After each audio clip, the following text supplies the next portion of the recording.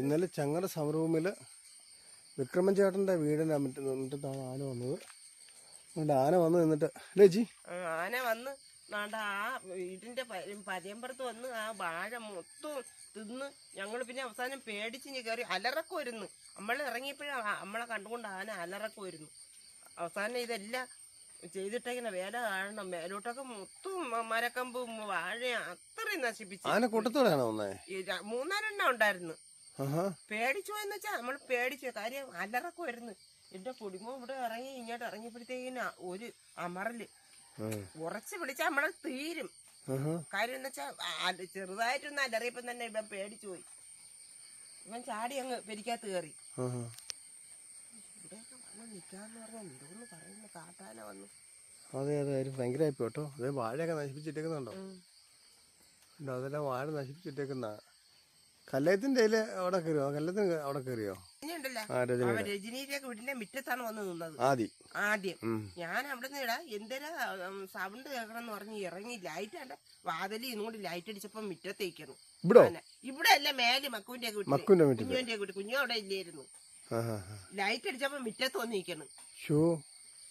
പെട്ടെന്ന് അങ്ങ് അകത്ത് കയറി വെക്കളെന്ന് പറഞ്ഞിട്ട് ഞാൻ എന്തെന്നറിയുമ്പോ അവിടെ ഇരുന്ന വലിയ ചരുവ ഞാൻ നീക്കി അതിനകത്ത് തന്നെ വെച്ച് 2-3 പാത്രങ്ങൾ എടുത്ത് തമ്മിലിട്ട് അടി. ഭയങ്കര ഉച്ചത്തിൽ അടിച്ചപ്പോ ഇത് നീങ്ങി പോയി.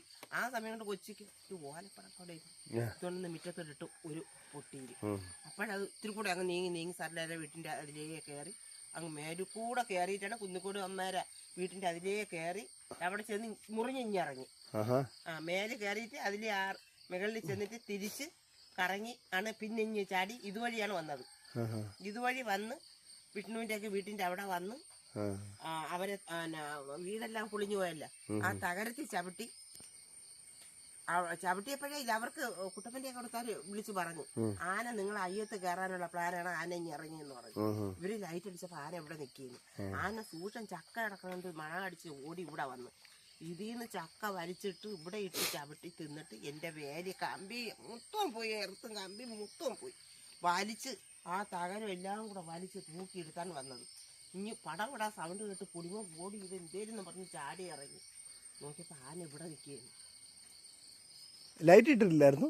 ലൈറ്റിന് നമുക്ക് ഇതെല്ലാം പോയി കിടക്കുന്ന വെച്ചാൽ അതിന് പുതിയ രാത്രി ലൈറ്റ് 24 മണിക്കൂർ ലൈറ്റ് രാത്രി ഓഫ് ലൈറ്റ് ഓഫ് ചെയ്യരുത്. അതാണ് ഏറ്റവും വലിയ വിഷയം. ഈ പ്ലാവിന്റെ ചൂട്ടിലാണ് ഇതുണ്ടോ, ഈ പ്ലാവിന്റെ ചൂട്ടിലാണ് ഉണ്ടോ ആ എർത്ത് കമ്പി മുഴുവൻ നശിപ്പിച്ച്. ഉണ്ടോ കമ്പി കിടക്കുന്ന എർത്ത് കമ്പി മുഴുവൻ നശിപ്പിച്ച്. ഇതുണ്ടോ എടുത്തിട്ടതായിരുന്നു, എർത്ത് മൊത്തം നശിപ്പിച്ചിട്ടാണ് ഇവിടെ ഉണ്ടോ ആന. ഈ പ്ലാവിനാണ് ചക്ക പറിച്ചിട്ടല്ലേ? ഇനി വരുന്നുണ്ട് ചക്ക കിടക്കുന്നുണ്ട്.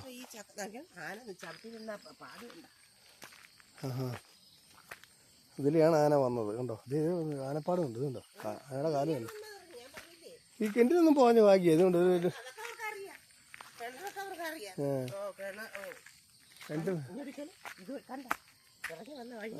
ഇതിലേ ഇറങ്ങി വന്നല്ലേ. കിണറ്റിൽ പോകാൻ ഭാഗ്യം.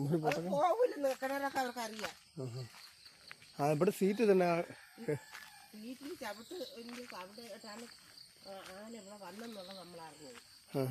തിരിച്ച് ഇതിലേ ഇറങ്ങി വന്നെന്നുള്ളത് അറിഞ്ഞത്. ഇതൊക്കെയാണ് സംഭവം. ഇതിലേക്കാണ് ആന ഇറങ്ങി വന്നത്. ഒരു രക്ഷയില്ല. മനുഷ്യർക്ക് ജീവിക്കാൻ വയ്യാത്ത സിറ്റുവേഷനാണ് ചങ്ങര സമരഭൂമിയിൽ. അതുകൊണ്ട് ഗവൺമെൻറ് ഇത് ഒരു അറിയിപ്പായിട്ട് മുന്നറിയിപ്പായിട്ട് എടുത്തുകൊണ്ട് ഈ 10,000-1200 പേർക്ക് സംരക്ഷണം ഒരുക്കണമെന്ന്